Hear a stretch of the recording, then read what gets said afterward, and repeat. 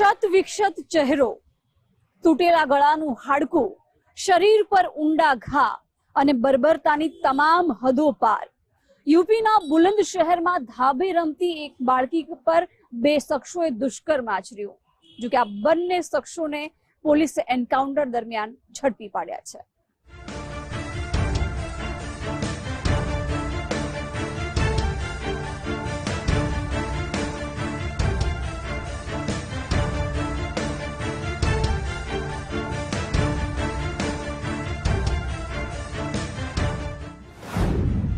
दुष्कर्म बाद छतथी फेंकीने बाळकीनी हत्या।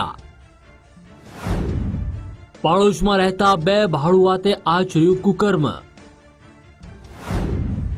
पोलीसना एनकाउंटरमां बंने हैवान लंगड़ा। देशना सौथी विशाळ राज्य उत्तर प्रदेशमां महिलाओं अने बाळकीओ पर थता अत्याचारोना गुनामां नोंधपात्र रीते घटाडो थयो छे, परंतु दुराचार आचरनारा लोकोनी संख्या हजू संपूर्णपणे नाबूद थई नथी। बुलंद शहर में आवेला सिकंदराबाद पोलीस स्टेशन विस्तारना रजपुरा गाम में एक मासूम बाळकी गंभीर रीते घायल अवस्था में मळी आवी। औद्योगिक विस्तार में आवेला एक રહેણાંક मकाननी पाछळना भागमांथी बाळकी लोही लुहाण स्थिति में पड़ेली हती। अंदाजे 4.5 वर्षनी मासूम बाळकी पर अजाण्या शख्सोए दुष्कर्म आचर्યું होવાનું स्पष्ट थयुं। स्वजनों और पोलीसना जवानों गंभीर अवस्था में बाळकीने लईने सिकंदराबाद सीएचसी पहुंच्या, ज्यां फरज पर रहेला तबीबोए प्राथमिक चकासणी करीने बाळकीने मृत जाहिर करी। आ बाळकीना पिताने पोतानी ज बिल्डिंग में रहता बे भाड़ुआतोना शंकास्पद वर्तनने लईने तेमना पर आंगળી चींधी। जे पैकी एक आरोपी मूळ बलरामपुर जिल्लानो राजू छे, ज्यारे बीजो आरोपी लखीमपुर खीरी जिल्लानो वीरू होवानुं सामे આવ્યું।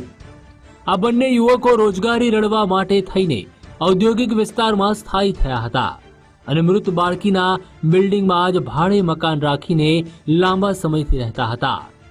राजू अने वीरू बंने अवारनवार नशो करीने आवता हता। आ बंनेनी नजर खराब होवाथी पाड़ोशमां रहती युवतीओ अने महिलाओ साथे वारंवार तेमना नाना मोटा विखवाद थता रहता हता।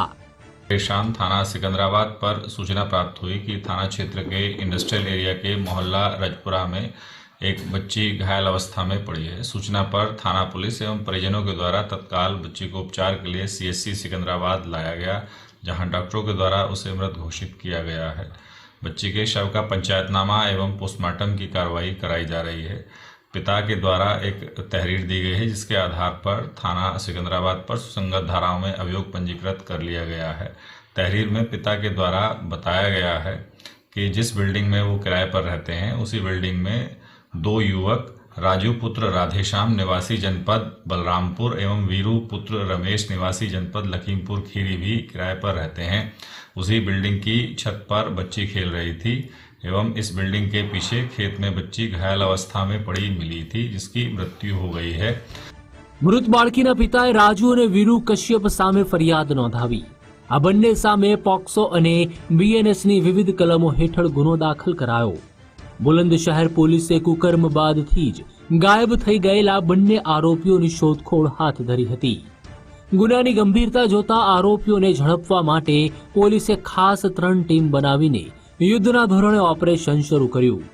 बातमीदारों पासेथी पोलीसने जाणकारी मळी कि कावरा रोड पर आवेली एक निर्माणाधीन कॉलोनी में दुष्कर्म केसना बंने आरोपीओ संताई गया छे।